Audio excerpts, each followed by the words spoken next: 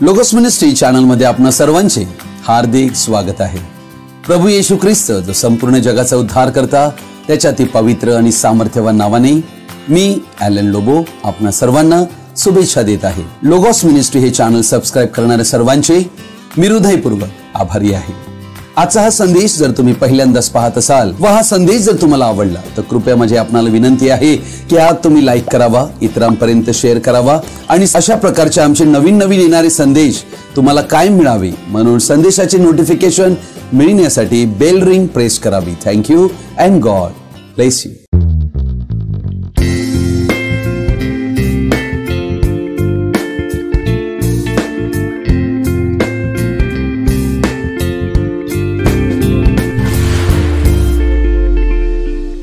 आज आम्ही एका महत्त्वाच्या विषयाकडे आपले लक्ष लावणार आहोत आणि या विषयाला मी शीर्षक देऊ इच्छितो, प्रभू येशू ख्रिस्तालाच का अनुसरावे।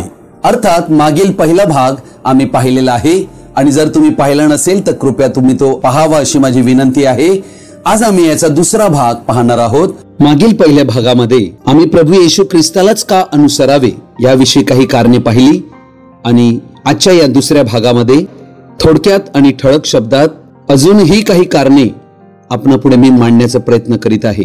म्हणून आपणातील प्रत्येकांना माझी विनंती आहे की आजचा हा संदेश आपण सर्वजणांनी आवर्जून शेवटपर्यंत पाहावा। God bless you. प्रभू येशू ख्रिस्त हा एक असा गुरु आहे जो या जगांतील शाळा कॉलेजात शिकलेला नाही। बायबल म्हणते, लूका शुभवर्तमान 2:52 म्हणते, येशू ज्ञानाने, शरीराने आणि देवाच्या व माणसाच्या कृपेत वाढत गेला। लूका शुभवर्तमान 4:22 म्हणते, तेव्हा सर्व त्याची वाहवा करू लागले आणि जी कृपा वचने त्याच्या मुखांतून निघत होती त्याविषयी आश्चर्य करू लागले। ते म्हणू लागले, हा योसेफाचा पुत्र ना। योहान शुभवर्तमान 7:15 मी वाचत आहे। यावरून यहुदी आश्चर्य करून म्हणू लागले, शिकला वाचून याला विद्या कशी आली। यावरून येशूने त्यांना उत्तर दिले, माझी शिकवण माझी नाही तर ज्याने मला पाठविले त्याची आहे। जो कोणी त्याच्या इच्छेप्रमाणे करण्याची मनीषा बाळगेल त्याला ही शिकवण देवापासून आहे किंवा मी आपल्या मनचे बोलतो हे समजेल। 18 जो आपल्या मनचे बोलतो तो स्वतःचेच गौरव पाहतो, परंतु आपणाला ज्याने पाठविले त्याचे गौरव जो पाहतो तो खरा आहे व त्याच्यामध्ये अनिती नाही। योहान शुभवर्तमान 8 आणि याचा 23 मी वाचत आहे। तो त्यांना म्हणाला, तुम्ही खालचे आहात, मी वरचा आहे। तुम्ही या जगाचे आहात, मी या जगाचा नाही। मी म्हणून तुम्हाला सांगितले की तुम्ही आपल्या पापात मराल, कारण मी तो आहे असा विश्वास तुम्ही न धरल्यास तुम्ही आपल्या पापात मराल। यावरून ते त्याला म्हणाले, तुम्ही कोण आहात। येशू त्यांना म्हणाला, पहिल्यापासून तुम्हाला जे सांगत आलो तेच नाही काय। मला तुम्हाविषयी पुष्कळ बोला वयाची आहे व न्याय निवाडा करावायचा आहे, परंतु ज्याने मला पाठविले तो खरा आहे आणि ज्या गोष्टी मी त्याच्यापासून ऐकल्या त्या मी जगात सांगतो। तो आपल्या बरोबर पित्याविषयी बोलत आहे हे त्यांना समजले नाही। इब्री लोकसपत्र 5 8 आणि 9 म्हणते, तो पुत्र असूनही त्याने जे दुःख सोसले त्याने करून तो आज्ञाधारकपणा शिकला आणि परिपूर्ण केला जाऊन तो आपल्या आज्ञेत राहणाऱ्या सर्वांचा युगानुयुगीचा तारणाचा करता झाला।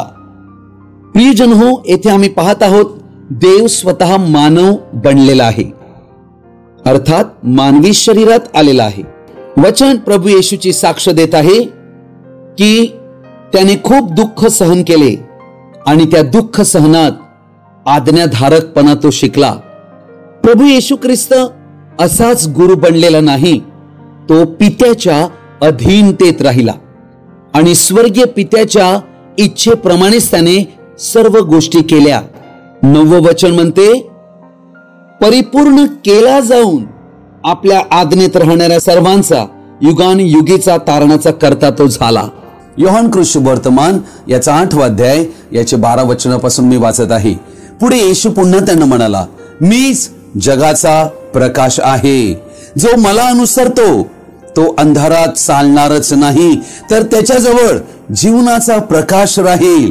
यावरून परुषी त्याला म्हणाले, तुम्ही स्वतःविषयी साक्ष देता, तुमची साक्ष खरी नाही। येशूने त्यांना उत्तर दिले, मी स्वतःविषयी साक्ष दिली तरी माझी साक्ष खरी आहे कारण मी कुठून आलो व कुठे जातो हे मला ठाऊक आहे. मी कुठून येतो व कुठे जातो हे तुम्हाला ठाऊक नाही. तुम्ही देहबुद्धीने न्याय करीता, मी कोणाचा न्याय करीत नाही. आणि जरी मी कोणाचा न्याय केला तरी माझा न्याय खरा आहे, कारण मी एकटा नाही तर मी आहे व ज्याने मला पाठविले तोही आहे. अर्थात या सर्व वचनांवरून आम्हाला हे कळते की प्रभू येशू ख्रिस्त कोणी साधारण व्यक्ती नाहीये. तो देव मानव स्वरूपात आहे. कलेसेकरस पत्र 2 अध्याय 9 वचन म्हणते, कारण ख्रिस्ताच्या ठाईच देवपणाची सर्व पूर्णता मूर्तिमान वसते. अर्थात प्रभू येशू ख्रिस्तामध्ये देव पूर्णपणे देहधारी झाला. म्हणून या विश्वातील सर्वोच्च गुरु तो आहे. प्रियजन हो, योहान शुभवर्तमान 13 अध्याय 13 ते 14 वचनात की प्रभू येशू ख्रिस्ताने आपल्या शिष्यांना आपली ओळख दिली की मी प्रभू आणि गुरु आहे. मत्ते 23 अध्यायातल्या 8व्या वचनात प्रभू येशूने म्हटले, तुम्ही तर आपणास गुरुजी म्हणून घेऊ नका, कारण तुमचा गुरु एक आहे व तुम्ही सर्व भाऊ भाऊ आहात. आणि म्हणून आम्हा सर्वांना ही गोष्ट समजणे गरजेची आहे की या जगामध्ये संपूर्ण मानव जातीसाठी देवाने एक परिपूर्ण व्यक्तीला पाठविले, ज्याचे नाव प्रभू येशू ख्रिस्त, आणि त्याला सोडून कोणीही गुरु नाही. अर्थात प्रभू येशूच्या या शब्दावरून आम्हाला कळते की आम्ही कोणाही मनुष्याला आपला गुरु बनविता कामा नये, कारण आम्ही सर्व भाऊ भाऊ आहोत. या जगात चांगले चांगले गुरु समजले जाणारे त्यांच्यावरही संशय, अविश्वास करण्यात आला. अर्थात गुरूंना बदलण्यात आले. एका गुरुकडून दुसऱ्या गुरुकडे जाऊ लागले. ह्याचे कारण काय? कारण ते मनुष्य आहेत, ते अपूर्ण आहेत. पापाचे राज्य मनुष्यांवर आहे. म्हणून मनुष्यामध्ये कोणी खरा गुरु मिळू शकत नाही. गुरु तो असतो ज्याच्याकडे सत्याचे परिपूर्ण ज्ञान आहे व जो परिपूर्ण व्यक्ती आहे. असा गुरु ज्याच्याकडे संपूर्ण ज्ञान नाही, जो अपूर्ण आहे, तो तरी आपल्या शिष्यांना कोणते सत्य किंवा तत्व शिकवू शकेल? प्रभू येशूचे गुरु हे शीर्षक त्याच्या दैवी स्वभावाला दर्शविते. मत्ते 20 अध्यायातलं 28 वचन म्हणते, तो सेवा करवून घेण्यासाठी नाही, सेवा करावयास आला. हा आगळा वेगळा असा खरा गुरु आहे. या संपूर्ण बायबलमध्ये जुन्या करारात गुरु म्हणून कोणी मनुष्य आम्हाला आढळत नाही, परंतु नवीन करारात आम्हाला गुरु आढळत आहे.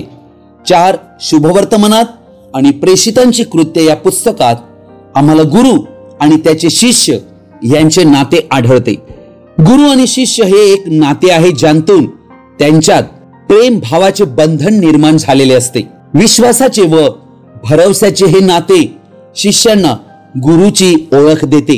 गुरु तो असतो ज्याच्यामध्ये शिष्याचे परिवर्तन करण्याची शक्ती व क्षमता असते. म्हणून प्रभू येशूशी आमचे जर नाते जडले तर आमच्या जीवनाचा कायापालट ते करू शकते, परिवर्तन करू शकते, आमचा विकास आणि उन्नती ते करू शकते. एक खरा गुरु आपल्या शिष्यांबरोबर मित्राप्रमाणे वर्ततो, ज्याच्यामध्ये खरी दया आणि खरे प्रेम दिसून येते आणि गुरुचे शब्द शिष्यांचे हृदय बदलतात. गुरुकडे परम सत्याचा खजाना असतो. म्हणूनच येशूने म्हटले, मीच मार्ग, सत्य आणि जीवन, अनंत जीवन आहे, अविनाशी जीवन आहे. म्हणून आम्हा शिष्यांची भूमिका आणि जबाबदारी ही आहे की आम्ही ख्रिस्ताच्या अधीन व्हावे, त्याच्या दैवी अधिकाराला मानावे व त्याच्या अधीन व्हावे, त्याच्या शिक्षणाचे, शिकवणुकीचे पालन करावे. कारण गुरुकडेच मुक्ती मार्ग आहे, मोक्ष प्राप्ती आहे. म्हणून आम्ही गुरुवर कायम भरोसा केला पाहिजे, त्याचा सन्मान करण्यास शिकलो पाहिजे, त्याच्या प्रत्येक शब्दावर विश्वास केला पाहिजे. प्रभू येशूने म्हटले, आकाश आणि पृथ्वी नाहीसे होतील, परंतु माझ्या मुखांतून निघणाऱ्या वचनांतील काना किंवा मात्रा देखील रद्द होणार नाही. काय गुरु आहे हा? तो सर्वोत्तम आध्यात्मिक शिक्षक आहे. प्रियजन हो, आमच्या जीवनाच्या प्रवासात विविध परिस्थितीशी आम्ही कसा मुकाबला करावा सकारात्मकरित्या आणि जीवनातील आव्हानांचा आम्ही सामना कसा करावा, या सर्वांसाठी आम्हाला उचित प्रेरणा ह्याच गुरुकडून मिळते. गुरुची गरज आम्हाला का आहे? कारण आम्ही अज्ञानी आहोत. अनेक परिस्थिती आमच्यावर येतात आणि आम्ही त्या कशा हाताळाव्या हे आम्ही समजत नाही. आम्हाला आमच्या जीवनात योग्य वळण, शिस्त, प्रशिक्षण, परिवर्तन याची फार फार अत्यावश्यकता आहे, जेणेकरून आम्हाला शिस्त लागेल, आमची सुधारणूक होईल, आमची आध्यात्मिक वाढ होईल. कारण गुरु हा प्रेरणेचा स्रोत असतो, प्रेरणादायक व्यक्ती असतो. उचित प्रेरणा आपल्या संदेशांतून, आपल्या वाणींतून, आपल्या उपदेशांतून तो शिष्यांना देत असतो की त्यांचे हित व्हावे. अचूक मार्गदर्शक तो असतो, अचूक मार्गदर्शन तो करीतो, कारण त्याला काळ, वेळ, भविष्य या सर्वांची पूर्ण जाणीव आहे. अर्थात आमचा प्रभू येशू ख्रिस्त हा 6व्या चेतनेने भरलेला व्यक्ती होता, ज्यामुळे मनुष्याच्या आतमध्ये काय आहे हे तो पूर्णपणे जाणू शकत होता. प्रभुत्व करण्याचे संपूर्ण गुण, कुवत त्याच्यामध्ये होती. लूका शुभवर्तमान 6वा अध्याय 40 वचन म्हणते, शिष्य गुरुपेक्षा श्रेष्ठ नाही, पूर्ण झालेला प्रत्येक शिष्य आपल्या गुरु सारखा होईल. फार सुंदर वचन आहे हे. अर्थात प्रत्येक शिष्याचं लक्ष हे गुरु सारखे पूर्ण होणे हे आहे. आमचे लक्ष हे आहे की आम्ही प्रभू येशू ख्रिस्तासारखे व्हावे. प्रभू येशू जो आमचा गुरु, हा त्याचा हक्क आहे की त्याच्या शिष्यांना खरं खरं काय आहे ते त्याने सांगावे. म्हणूनच आम्हाला बायबलमध्ये आढळते की प्रभू येशूने वारंवार हा शब्द बोललेला आहे, मी तुम्हाला खचित खचित सांगतो. अजूनपर्यंत हे चॅनल जर तुम्ही सबस्क्राईब केले नसेल तर कृपया माझी विनंती आहे, कृपया तुम्ही हे चॅनल सबस्क्राईब करावे. थँक्यू. यशाचं पुस्तक याचा 53 अध्याय याचं वचन 4 पासून मी वाचत आहे. खरोखर आमचे व्याधी त्याने आपल्यावर घेतले, आमचे क्लेश त्याने वाहिले, तरी त्यास ताडण केलेले, देवाने त्यावर प्रहार केलेले व त्याला पिडिलेले असे आम्ही त्याला लेखिले. खरे पाहिले असता तो आमच्या अपराधामुळे घायल झाला, आमच्या दुष्कर्मामुळे ठेचला गेला. आम्हाला शांती देणारी अशी शिक्षा त्यास झाली, त्यास बसलेल्या फटक्यांनी आम्हास आरोग्य प्राप्त झाले. आम्ही सर्व मेंढरांप्रमाणे बहकून गेलो होतो, आम्ही प्रत्येकाने आपापला मार्ग धरिला होता. अशा आम्हा सर्वांचे पाप परमेश्वराने त्याचवर लादिले, त्याचे हाल हाल केले, तरी त्याने ते सोशिले. आपले तोंड सुद्धा उघडले नाही. वधावयास नेत असलेल्या कोकराप्रमाणे, लोकर कातरणाऱ्या पुढे गप्प राहणाऱ्या मेंढराप्रमाणे तो गप्प राहिला. त्याने आपले तोंड उघडिले नाही. त्याचवर जुलूम करून व खटला चालवून त्याला घेऊन गेले, जिवंताच्या भूमीतून त्याला काढून टाकिले आणि माझ्या लोकांच्या पातकामुळे त्याला ताडण करण्यात आले. असा त्या पिढीच्या लोकांपैकी कोणीतरी विचार केला काय? प्रायश्चित्ताच्या सणाच्या दिवशी संपूर्ण इस्रायल लोकांची पापे प्रमुख याजक बकऱ्यावर हात ठेवी आणि सर्व इस्रायल लोक पश्चाताप करी, तेव्हा त्यांची पापे बकऱ्यावर लादली जात होती आणि ते त्या पापांतून मुक्त होत होते. अगदी हीच गोष्ट आमच्यासाठी पापमुक्ती देण्यासाठी ख्रिस्त स्वतः पाप बनला. त्याने आमची पापे वाहिली. वचन या ठिकाणी स्पष्ट सांगत आहे, आमचे क्लेश त्याने वाहिले, आमचे व्याधी, रोग, आजार वाहिले. याचा अर्थ काय? आपल्या स्वतःवर घेतले, आमच्याकडून त्याच्याकडे ट्रान्सफर करण्यात आले. अर्थात वचन म्हणते, आमच्या अपराधामुळे तो घायल झाला आणि आमच्या दुष्कर्मामुळे ठेचला गेला. येशूला जे ठेचण्यात आले, येशूला जे मारण्यात आले, या सर्व गोष्टी मागे आमचे दुष्कर्म होते. आम्हाला शांती देणारी शिक्षा त्यात झाली. म्हणजे शांतीसाठी किंमत मोजली गेली. लक्षात घ्या, व्याधीसाठी किंमत मोजली गेली. त्याला बसलेल्या फटक्यांनी आरोग्य मिळाले म्हटले. अर्थात आरोग्य मिळण्यासाठी त्याला फटक्यांचा मार खावा लागला. हे सर्व कार्य आमच्यासाठी ख्रिस्ताने केले. हे त्याचे अगाध आणि अपरंपार प्रेम याला दर्शविते. आणि या प्रेमामुळेच त्याने आम्हाला वाचविले. प्रियजन हो, ख्रिस्त येशूचं प्रेम हे या संपूर्ण जगात मानवावरील सर्वोच्च प्रेम आहे. असे प्रेम ज्याची तुलना या जगात होऊ शकत नाही. म्हणूनच अशा येशूला कोटी कोटी धन्यवाद, ज्याने संपूर्ण मानव जातीसाठी आपल्या स्वतःला दिले. काल्वरीवर आम्ही पाहतो, वचन म्हणते त्याचे हाल हाल केले तरी त्याने सोशिले, तोंड सुद्धा उघडिले नाही. तो अडवू शकत होता, त्याच्या हाता पायाला खिळे ठोकत असताना, पण एकाही ठिकाणी त्याने अडविले नाही. कारण त्याच्या मृत्यूमध्ये आम्हाला जीवन होते, त्याच्या मृत्यूमध्ये आम्हाला पाप क्षमा होती, मोक्ष उद्धार होता. अशा या गुरुच्या अधीन होऊन आम्ही त्याला अनुसरणे हेच आमचे काम आहे. योहानाचे पहिले पत्र 4 अध्याय 9 आणि 10 वचन. देवाने आपल्या एकुलत्या एका पुत्राला जगात पाठविले आहे, यासाठी की त्याच्याद्वारे आपणास जीवन प्राप्त व्हावे. यावरून देवाची आपल्यावरील प्रीती प्रकट झाली. प्रीती म्हणावी तर हीच, आपण देवावर प्रीती केली असे नाही, तर त्याने आम्हावर प्रीती केली आणि तुमच्या आमच्या पापांचे प्रायश्चित्त व्हावे म्हणून स्वपुत्राला पाठविले. प्रियजन हो, देवाने जर आपल्यावर अशा प्रकारे प्रीती केली तर आपणही एकमेकांवर प्रीती केली पाहिजे. प्रियजन हो, पापामुळे आम्हा मनुष्यांचे नाते जिवंत देवाशी तुटले हे खरे, परंतु देवाचे प्रेम आम्हावर बनून राहिले. म्हणून पहिला मूळ पुरुष आदम आणि हव्वा, देवाने त्यांना नग्न असे एदेन बागेतून हाकलून लावले नाही. हे नग्न झाले असता देवाने त्यांना वस्त्र पांघरविली, त्यांची लाच देवाने झाकली. देवाने हा विचार केला नाही की मी हा पतित झालेला मनुष्य याला त्यागून मी दुसरा मनुष्य बनवीन, तर पतित मनुष्याला त्यागून न देता त्यांच्या पुनर्उभारणीच्या कार्याला देवाने सुरुवात केली. हे आहे देवाचे अगम्य प्रेम. खरे पाहता आम्ही देवाच्या प्रेमाला लायक नाहीत, परंतु जसे आता आम्ही वचनात पाहिले, ख्रिस्ताचे प्रेम काल्वरीवर त्याने आपला प्राण अर्पून आम्हाला दर्शविले. हे महान अगम्य प्रेम आहे, सर्वोच्च प्रेम आहे, खरे दैवी प्रेम आहे. इफिस्करास पत्र 3 अध्याय 18 आणि 19 वचन म्हणते, ख्रिस्ताची प्रीतीची लांबी, रुंदी, उंची, खोली किती हे तुम्ही सर्व पवित्र जनांसह समजून घ्यावयास व बुद्धीस अगम्य अशी ख्रिस्ताची प्रीती ओळखून घ्यावयास शक्तिमान व्हावे, असे की तुम्ही देवाच्या सर्व पूर्णते इतके परिपूर्ण व्हावे. हे शिष्याचे पाचारण आहे. पहा ख्रिस्ताची प्रीती कशी आहे. देव प्रेम आहे, हा देवाचा गुणधर्म आहे.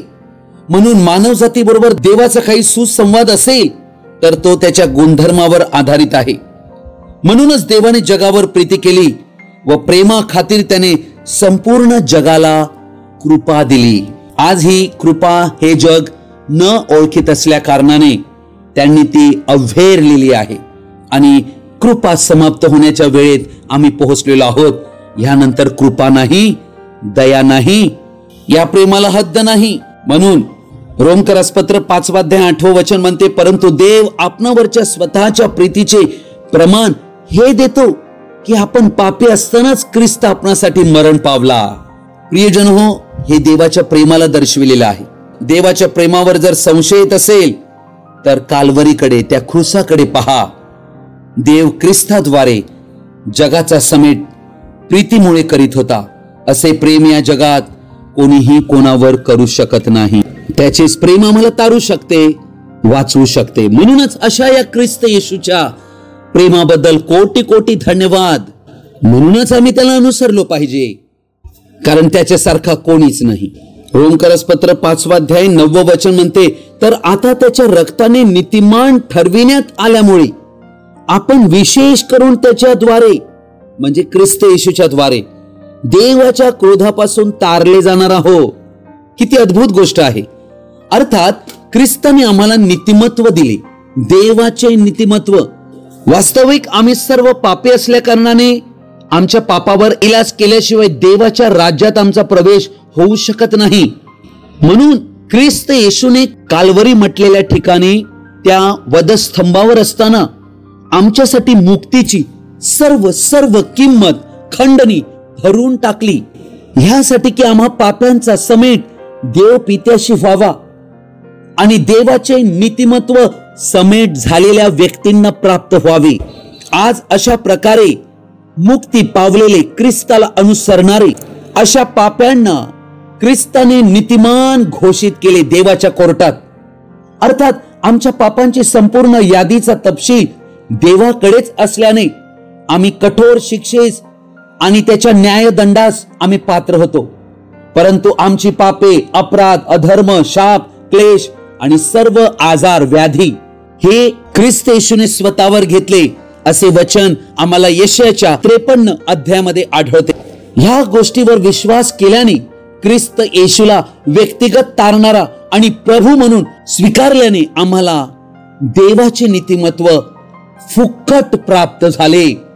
हा एक दैवी चमत्कार आहे व हा आम्हा मनुष्याच्या कर्मांनी झालेला नाही आणि होऊही शकत नाही, ज्याविषयी आम्ही बढाई मारू शकत नाही, कारण हे देवाचे दान ख्रिस्ताद्वारे आम्हाला मिळाले आणि आम्हाला फुकटवारी नीतिमान ठरविले गेले। ही आमच्यावर अतोनात देवाची कृपा आहे। म्हणूनच अशा या ख्रिस्ताला आम्ही अनुसरलोच पाहिजे, त्याचा आदर केलाच पाहिजे, त्याचा सन्मान करून त्याच्यावर प्रेम केले पाहिजे, त्यालाच अनुसरले पाहिजे। उत्पत्तीचे पुस्तक 3 अध्यायामध्ये संपूर्ण सृष्टी शापाखाली आल्याचे आम्हाला आढळते। अर्थात नश्वरतेच्या दास्यात ही सृष्टी सापडली।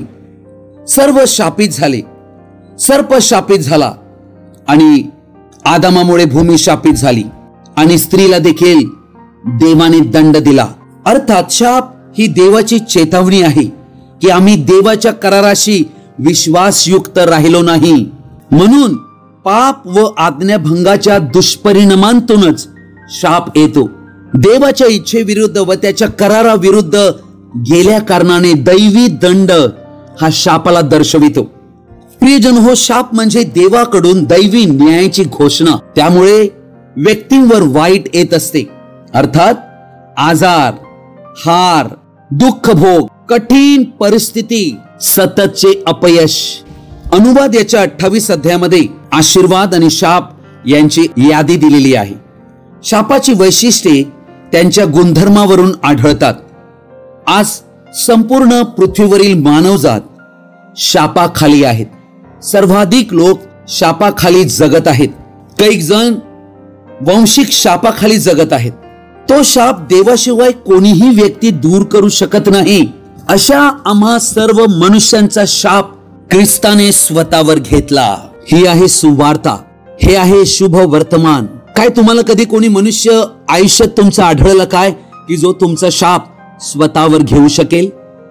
कोणी नाही, कोणीही अस्तित्वात नाही। परंतु प्रभू येशूने आमचा शाप स्वतःवर घेतला। गलतीकरस पत्र 3 अध्याय याचं 13वे वचन मी आपणापुढे वाचत आहे। आपणाबद्दल ख्रिस्त शाप झाला आणि त्याने आपणाला नियमशास्त्राच्या शापापासून खंडणी भरून सोडविले। जो कोणी झाडावर टांगलेला आहे तो शापित आहे असा शास्त्र लेख आहे।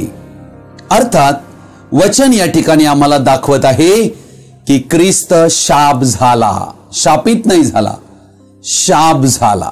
ख्रिस्ताने आमचा शाप जो व्यक्तिगत आमच्यावर आलेला आहे, वंशिक असो की आमच्या कोणत्याही कृत्यामुळे असो, हा सर्व शाप ख्रिस्ताने स्वतःवर घेतला। ख्रिस्त येशू आमच्यासाठी शाप बनला, यासाठी की आम्हाला नियमशास्त्राच्या शापांतून मुक्त करावे। अशा या शापमुक्त करणाऱ्या ख्रिस्त येशूला त्याच्याशिवाय उत्तम गुरु कोणी नाही, म्हणूनच आम्ही त्याला अनुसरलो पाहिजे।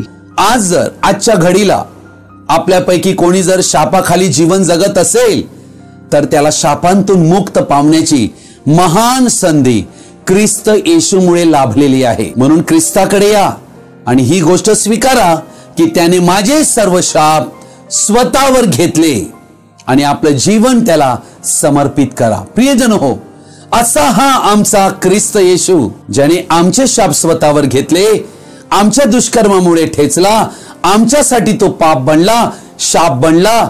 अशा गुरुला करोडो करोडो चुंबन, कारण त्याने आमच्यासाठी अद्भुत प्रेम प्रगट केले। आमचा प्रभू येशू ख्रिस्त याच्याकडे जे ज्ञान आहे त्याविषयी संत पौल कलेसेकरास पत्र 2 अध्याय याच्या 3 वचनात काय म्हणतो? त्या ख्रिस्तामध्ये ज्ञानाचे व बुद्धीचे सर्व निधी गुप्त आहेत. अर्थात प्रियजन हो, ख्रिस्त येशू याच्यामध्ये ज्ञान आणि बुद्धी याचे निधी गुप्त आहेत. याचा अर्थ काय? सर्व ज्ञानाने परिपूर्ण असा प्रभू येशू ख्रिस्त आहे. यशायाच्या पुस्तकात 9व्या अध्यायात त्याच्याविषयी भविष्यवाणी करण्यात आली होती. कारण आम्हासाठी बाळ जन्मला आहे, आम्हास पुत्र दिला गेला आहे, त्याच्या खांद्यावर सत्ता राहील, त्याला अद्भुत मंत्री म्हणजे वंडरफुल काउन्सलर, म्हणजे अद्भुत सल्लागार. नंतर वचन म्हणते समर्थ देव, सनातन पिता, शांतीचा अधिपती म्हणतील. ही प्रभू येशू ख्रिस्ताविषयी 700 वर्षापूर्वी यशायाने केलेली भविष्यवाणी होती. आणि त्यामध्ये यशाया ही गोष्ट लिहित आहे की जो जन्माला येईल तो नक्की कसा असेल. म्हणून वचन या ठिकाणी आम्हाला म्हणत आहे तो अद्भुत सल्लागार आहे. त्याला अद्भुत मंत्री म्हणते. अद्भुत सल्लागार.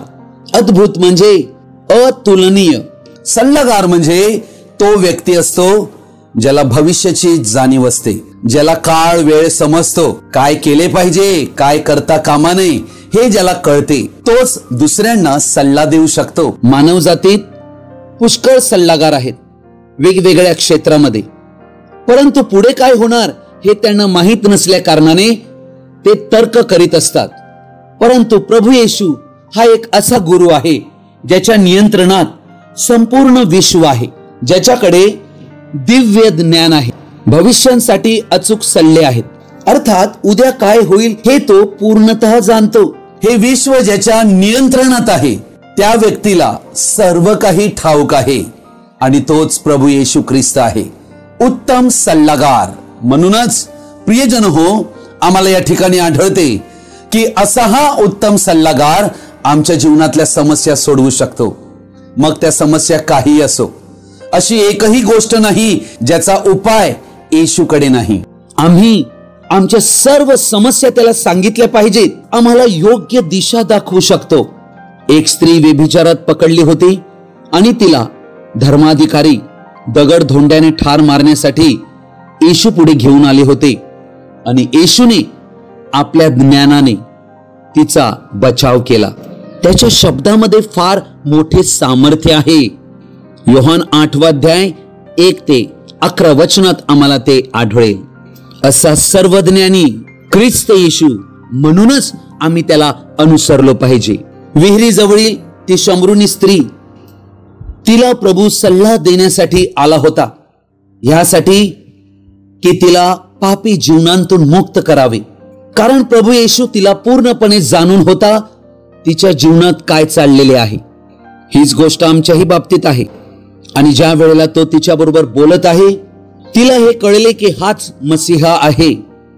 तिने त्याला मसीहा म्हणून ओळखले व अनंत जीवनाचे पाणी प्रभू येशूने तिला दिले. ख्रिस्ताकडे असणारे ज्ञान अगाध, अनंत आणि सर्वांच्या वरती आहे, अति उच्च आहे. म्हणूनच अशा या गुरुला आम्ही अनुसरलो पाहिजेच. प्रेषितांची कृत्य याचा 17 अध्याय आणि याचं 31 वचन म्हणते, त्याने एक दिवस नेमला आहे की ज्या दिवशी तो आपण नेमलेल्या मनुष्याच्या द्वारे जगाचा न्यायनिवाडा नीतिमत्वाने करणार आहे. त्याने त्याला मेलेल्यांतून उठवून याविषयीचे प्रमाण सर्वांस पटविले आहे. अर्थात हे वचन काय सांगत आहे? हे वचन हे सांगत आहे की या जगात जो तारणारा बनून आला, अर्थात ख्रिस्त येशू, तोच या संपूर्ण जगांतील मनुष्यांचा एके दिवशी न्याय निवाडा करणार आहे. संत पौल या ठिकाणी ही घोषणा देतो आणि तो न्याय एका मनुष्याद्वारे तो करणार आहे ज्याला मृत्यूतून उठवून संपूर्ण जगापुढे पुरावा म्हणून दाखल केले. प्रभू येशूचे पुनरुत्थान हे त्याचे न्यायाधीश या भूमिकेला दर्शविते. प्रियजन हो, मनुष्याचा मृत्यू हा त्याचा अंत नसतो. मृत्यूनंतर पुनर्जन्म नाही, तर मनुष्याचा न्याय होणार आहे व तो संपूर्ण मानव जातीचा न्याय प्रभू येशू ख्रिस्ताकडून होणार आहे. म्हणून 30वे वचन म्हणते, अज्ञानाच्या काळाकडे देवाने डोळे झाक केली खरी, परंतु तो आता सर्वांना पश्चाताप करण्यास आव्हान करीत आहे. योहान कृष्णवर्तमान 5वा अध्याय 22वे वचन म्हणते, पिता कोणाचाही न्याय करीत नाही, तर न्याय करण्याचे सर्व काम त्याने पुत्राकडे सोपवून दिले आहे. मत्ती कृष्णवर्तमान 25 अध्याय 31 ते 46 वचनात या पृथ्वीवर मनुष्यांचा होणारा न्याय याविषयी प्रभू येशू ख्रिस्ताने स्वतः भविष्य दिलेले आहे की त्या वेळेला काय काय होईल. प्रकटीकरणाचे पुस्तक 20 अध्यायातलं 11 वचनापासून जर आम्ही पाहू तर पांढऱ्या सिंहासनाचा न्याय दाखविलेला आहे आणि हा न्याय प्रभू येशू ख्रिस्त करणार आहे, जो संपूर्ण जगाचा न्यायाधीश असेल आणि कोणाला सबब राहणार नाही. प्रियजन हो, असा हा येशू ख्रिस्त जो मनुष्यांचा न्याय करील, ज्याच्याकडे मनुष्यांच्या पापाचा हिशोब आहे, जो मनुष्यांना नरकात टाकावे की त्याला अनंत जीवनात घ्यावे, हे सर्व ज्याच्या हातात आहे तोच आमचा ख्रिस्त येशू आहे. आज म्हटलेला वेळ आहे आम्ही त्याच्याकडे कृपा मागावी, त्याच्या न्यायात आम्हाला येता कामा नये. आज आमच्यासाठी त्याचे रक्त अर्पण केल्या कारणाने दया आहे, परंतु जेव्हा तो राजासनावर बसून येईल तेव्हा तो जगाचा न्याय करेल आणि तेव्हा दया नसणार, तेव्हा क्रोध असेल.